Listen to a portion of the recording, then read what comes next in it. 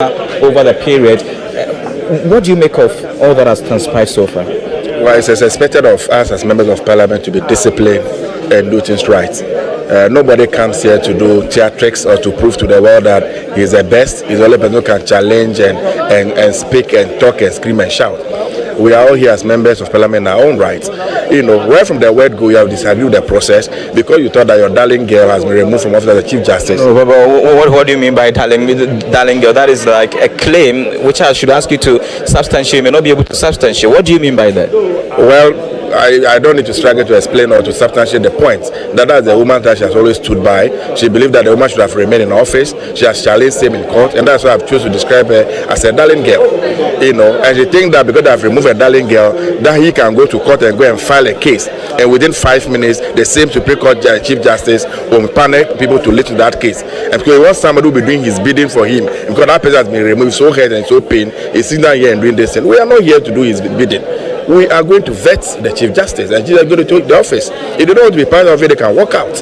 Nobody is forcing them to be here. They can walk out. Well, which wouldn't help or augur well for democracy, as we call it. And talking about the concerns that he has raised, like one would say, democracy is about opposition. Over the period, they've had all of these reservations, which resulted in the motion which the Speaker did not admit and subsequently dismissed.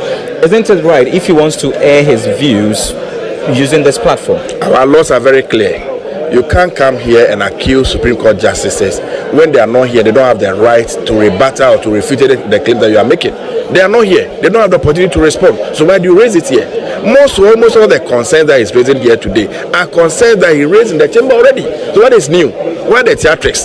To prove to the people of this country that you are the person who can speak most, or you are the one who is more intelligent, who understands the issues better than everybody else. Is that what it is? No, it is not a contest of ideas and people who can speak loudly and challenge every situation. And I think that I want to commend the leader of the House, at least, that he has put his faith there and made sure the right thing will be done. And as I said, they can choose to remain. If right from the word go, they said they were going to boycott the process. I'm even surprised to see them here this morning. I would have thought that they would be in the House and allow the process to go on. But whatever be the case, at West they walk out and the process will continue. So now there is a break, which is expected that very soon the meeting would be called back to session. What do you expect from there? Well, I'm very sure that as soon as they return, the chairman of the committee will put his feet down and make sure that the process will continue. We will not allow anybody to overindulge and waste anybody's time. We will continue to ask the relevant questions of a Chief Justice, and once he has answered the questions appropriately, I'm sure we'll go through the process and get him allowed to take over office. Thank you so much. So I have been engaging the Member of Parliament for Guan, Fred Agbenyo, who has, among many other things, aired his views on what has transpired so far at this committee hearing. Indeed, we are currently on break. It doesn't matter whether the speech is at plenary or at committee. A speech is a speech in Parliament. So where, in the opinion of the Speaker, the words of a member used in a speech are offensive, abusive, insulting, blasphemous, or unbecoming, impute improper motives, or impugns the integrity of a member or any other person, the Speaker may order that the member withdraws those words or withdraw and apologize. Mr. Speaker, when we came into this chamber, this committee meeting room, and you started, you referred to the nominee as Chief Justice. When you referred to the nominee as Chief Justice, the minority objected to the reference to the nominee as Chief Justice and said that he is not a Chief Justice, he is a nominee to the post of Chief Justice, and so you must refer to him appropriately. Or acting Chief Justice, because he's also an acting Chief Justice. And an acting Chief Justice is a Chief Justice. Now, he has referred to the nominee as a disputed nominee. Disputed nominee. Disputed nominee. You are in court what? Are you in court litigating his nomination? No. Are you in court disputing his nomination? You are not in court challenging his nomination. So to the extent that you are not in court challenging his nomination, there is no dispute about his nomination. If there is a dispute about some other action. So you have no right to look him in the face here before this committee and refer to him as a disputed nominee and expect me to sit here and not respond. So, Mr. Chairman, pursuant to our own rules, he has to withdraw and apologize to him for referring to him as a disputed nominee when he is not a disputed nominee. Chairman, let me. Honourable members. Chairman, he has had two opportunities to make a point. Let me respond to Honourable members, Honourable Minority Leader, listen to what I will have to say. Okay. Please proceed and raise your issue. Avoid the use of disputed Chief Justice. Once I do not have a right to refer to him as a Chief Justice, but Chief Justice nominee, let us all observe that rule and refer to him as such.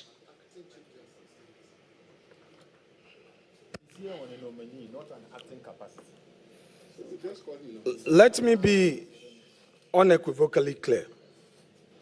The minority in Parliament objects to and unequivocally condemns the coordinated campaign to subjudicate Ghana's judiciary to political domination. Chairman, the facts speak for themselves. I object again. I object again. On the 22nd I object again. April, I object again, Chairman. On 22nd of April, I object again. 2025. Chairman, I object again. I object. Hold on. Honourable members,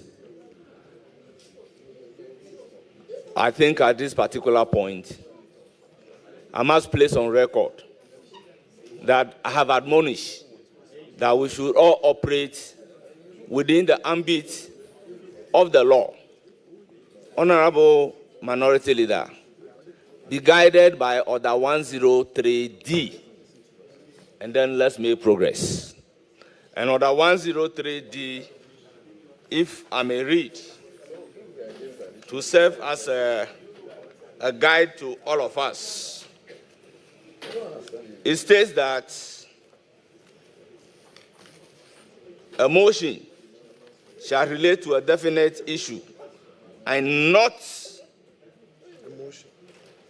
revive the consideration of a matter which had been considered in the same meeting unless new matters have arisen.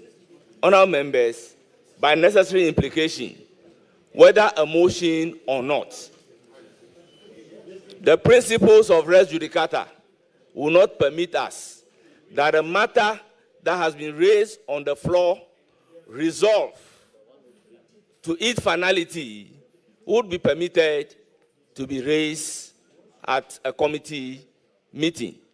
So, Honourable Minority Leader, refrain from anything that is relating to sub judice rules and let's make progress, with all due respect. Because Speaker has dealt with this matter, I have also personally dealt partly with this particular matter, with all due respect. Chairman, the facts speak for themselves. On April 22nd, 2025, Chief Justice Gertrude Araba Isaba Torkorno was suspended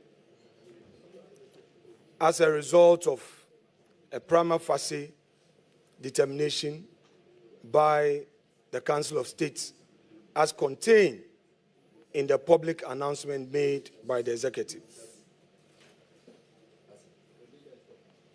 We, the minority, hold the view that the subsequent committee that was set up under the chairmanship of His Lordship, Gabriel Scott Poama, to trial the Chief Justice amounted to a travesty of justice. Chairman. The removal our rules are clearly offended. In the language our rules are of clearly judicial offended. accountability. Because the rules I just read clearly offend that. But the rules clearly are offended. Chairman, the rules say that the conduct of the speaker, the Chief Justice, members and justices of the Superior Court of Judicature shall not be raised in Parliament except on a substantive motion. He has just raised the question of the conduct of a Supreme Court judge who chaired the committee. And he describes it and the conduct and what the justice did as a travesty of justice. He has raised the conduct of that judge. He has. And the rules are clear. And I can assure you that I will not allow you to breach any inch of the rules today. No inch of the rules will I allow you to breach. Let me respond to him. Chairman, let me respond to him. Chairman, let me respond to him. There might... You see, I cannot go and be giving you the opportunity when the person who is speaking is in the process of responding to the issue. It doesn't fit in the rules. Yes, Honourable Minority Leader, you have the floor. Mr. Chairman,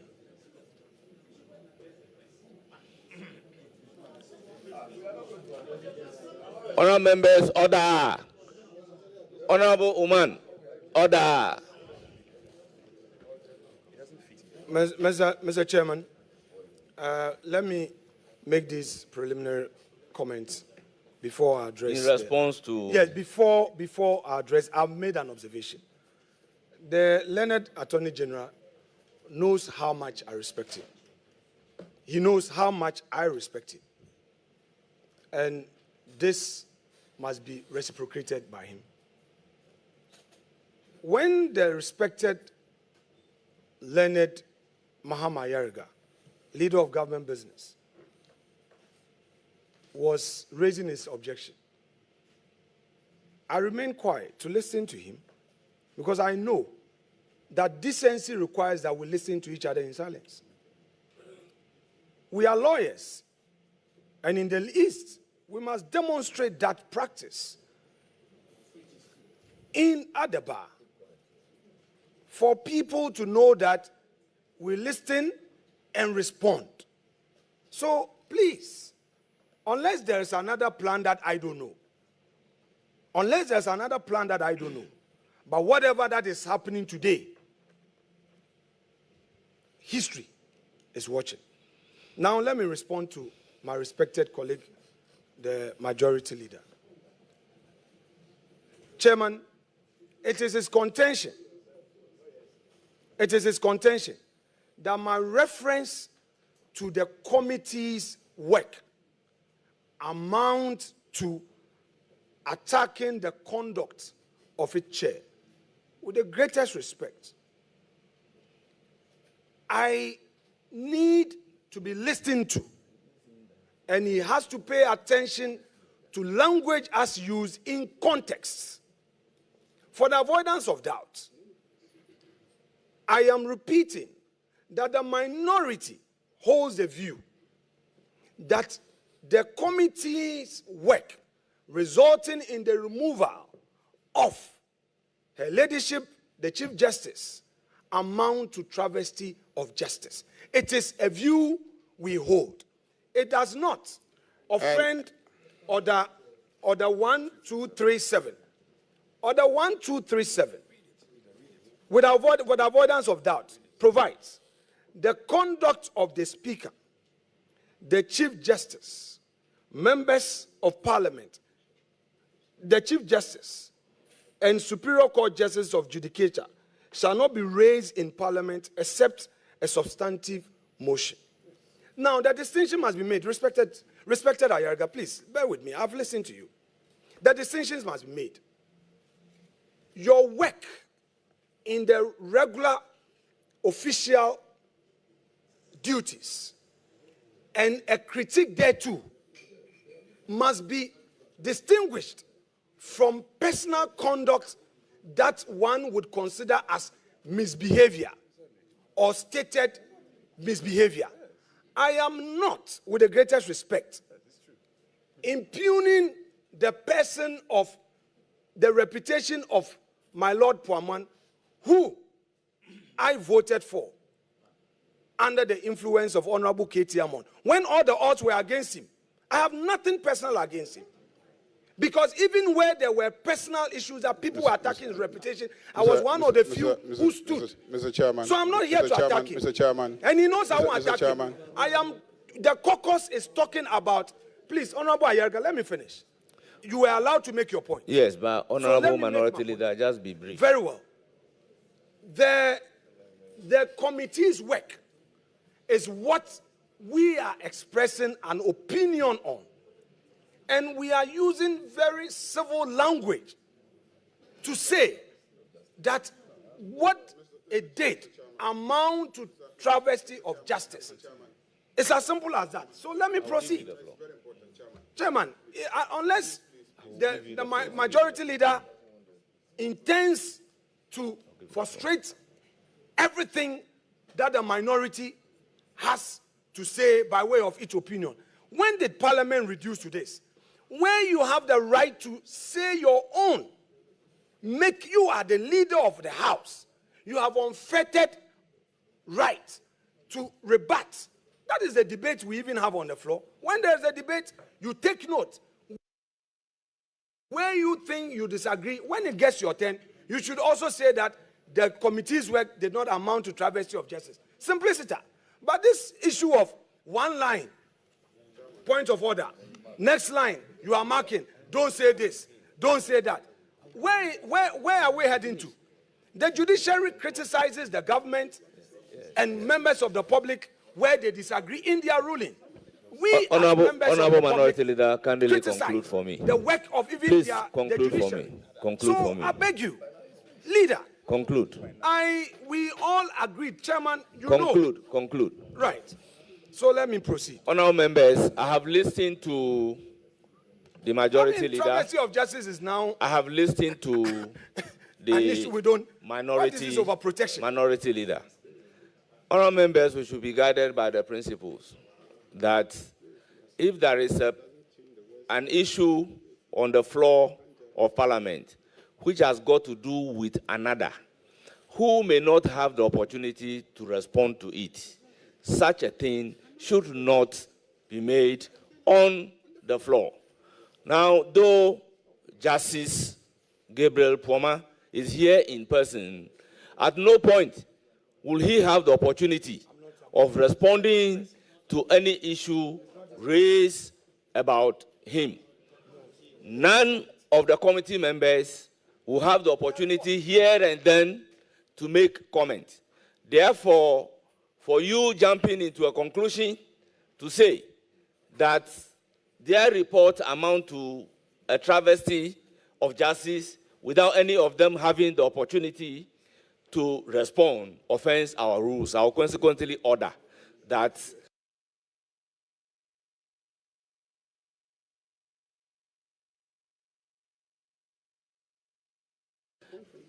anything in relating to the committee and justice